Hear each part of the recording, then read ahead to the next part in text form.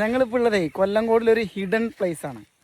കൊല്ലങ്കോടേക്ക് സീതാർകുണ്ടിയൊക്കെ പല ആളുകളും വന്നിട്ടുണ്ടാവും. പക്ഷെ ഇവിടേക്ക് ആളുകളെ കടത്തി വിടുമെന്ന് അറിയില്ല. ഇത് നോക്കി നിങ്ങൾ ഡ്രാഗൺ ഫ്രൂട്ടിൻ്റെ തോട്ടാണ്.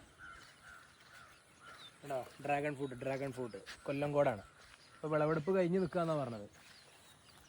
നല്ല വിളവെടുപ്പുള്ള ആ ചുമന്ന കായ് അടിപൊളി.